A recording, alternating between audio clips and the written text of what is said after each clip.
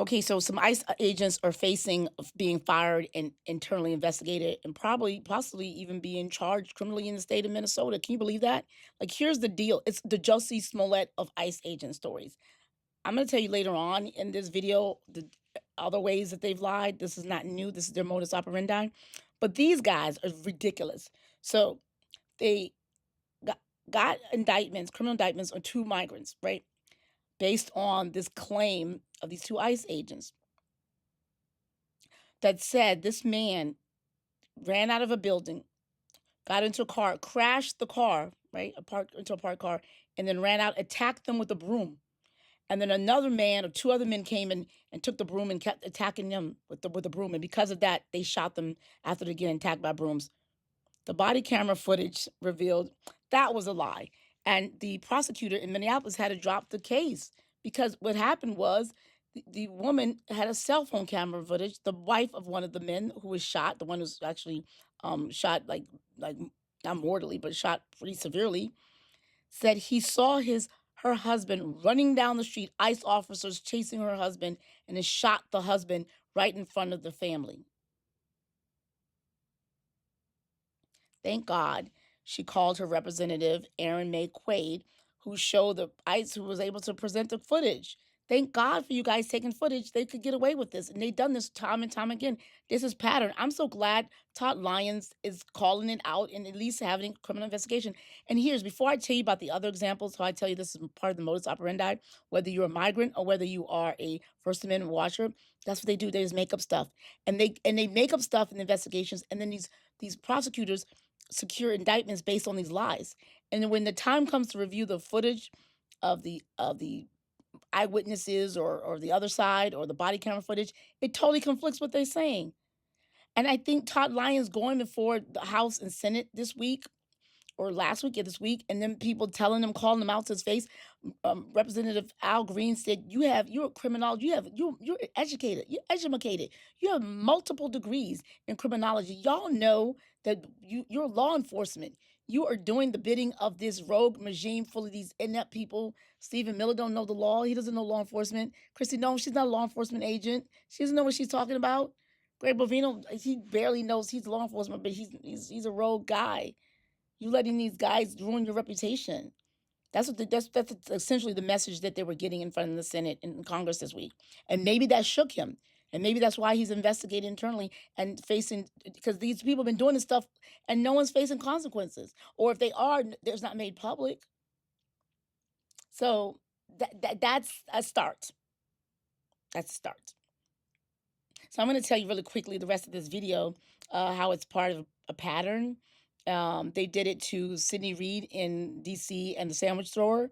In Sydney Reed's case, she was filming and an agent was mad at her and told her to get out and shoved her. So he assaulted her for exercising her First Amendment rights. So he did a criminal assault, if you ask me. And when he pushed her and detained her, that's a Fourth Amendment violation. She's a U.S. citizen.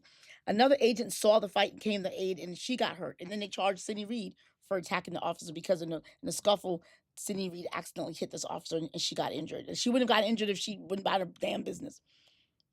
Anyway, so that case, they tried to indict her with a felonious criminal assault, and grand jury was like, no. They ultimately were able to get her indicted on a misdemeanor, and she got acquitted, just the way the sandwich store in DC got acquitted. Let's go over to California, Los Angeles.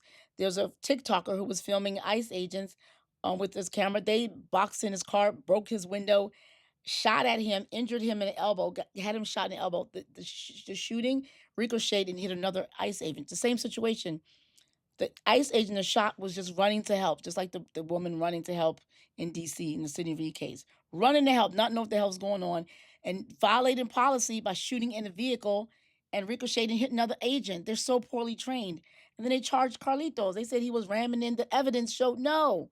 That's not true. Right before his case was supposed to go to trial, like on Tuesday, they dropped it because when the prosecutors, they got the secured an indictment based on the officer lying.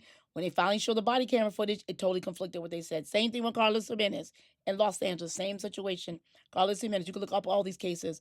He saw ICE agents like in the operation. School was about to get out. He's a member of the community. He said, hey, you guys need to wrap this up because I don't want the school kids to see this. They got mad for him using his words, First Amendment. And so they started going after him. He's rolling up the back to leave, and they shoot at him and his back. Cowards.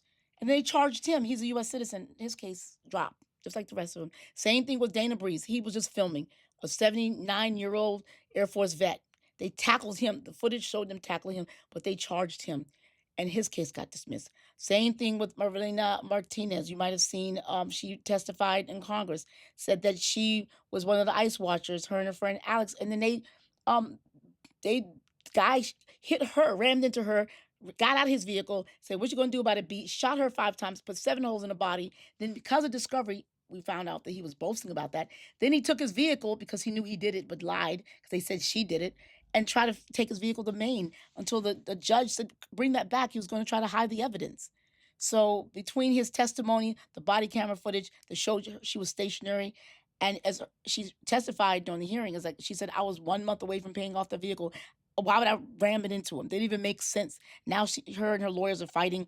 Kristi Noem and Trisha McLaughlin calling her domestic terrorist because she was filming. They said she was out to get them because she had a weapon, but it turns out she's in a concealed carry state, open carry state. But she had a permit, and her weapon, she said, "I'm a single woman in Chicago," was in her purse, in the back seat of her chair, in the car, on the floor.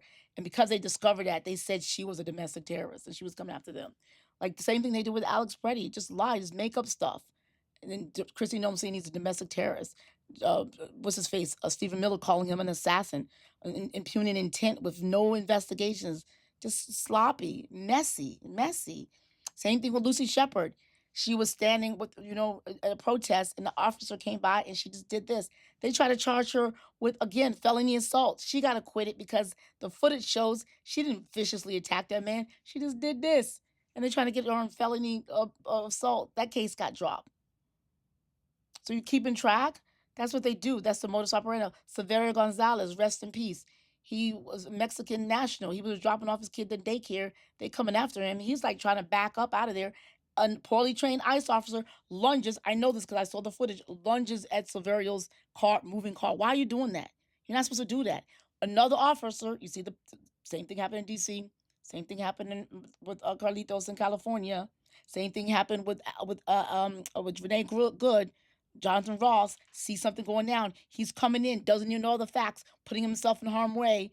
They're coming in, getting injured, coming in from shooting inside a car, grabbing the car. So in the Severio Gonzalez, the agent held on to Severio's car. So Severio's still trying to get out of there. He's backing away, and another agent shoots and kills Severio, trying to save this stupid ICE agent who did stupid thing. Why are you holding on to the car? Let him go. It's a civil infraction. You don't have to try to hold on to the car to stop somebody from a civil infraction if he is here unlawfully. It's a civil crime. You're not gonna, like, come on now. Why is this man dead? That's the modus operandi. That is the pattern. And Kambani had said earlier, "I'm going to prosecute all of these people." She's calling domestic terrorists the people exercising their First Amendment right, watching their neighbors, making sure they are witness. And of the 166 arrests they had, AP did a study or survey. 100 were charged. 55 got dropped to a misdemeanor because she's trying to charge them with felonies. And of those misdemeanors, like 26 pled out. And the 6 or 7 or 8 cases I told you about just now, they all either got acquitted or got the case dropped because when they looked at the evidence, the body camera footage, the agents were just lying. And the prosecutors were making indictments based on the agents lying through their teeth. Modus operandi. So yeah, Todd, if I saw a couple of your the testimony this week, and hopefully this is a tide is turning. I don't know if Donald Trump's going to fire you because you're not willing to toe the line, but yeah, keep your reputation intact. You guys know this is they're violating the Fourth Amendment. You know that you know very well this is not standard operating procedure. You know very well. And you just going along with it. You need to stop. It looks like maybe this is the beginning. Who knows? I don't know. Y'all leaving Minneapolis, and this is a good start. Well, we'll see. I'm not that hopeful, but I mean, it's still good. I want to recognize that's good that you guys are holding these folks accountable, because people want to see accountability. JJ Legal Teachment. Share this video so more people know. And check out jjlegal.com. Support my work here, so I can keep doing this for you. Pound the pavement. I got your back. I'm in the dockets. I'm following these cases, so you don't have to. Keep you updated.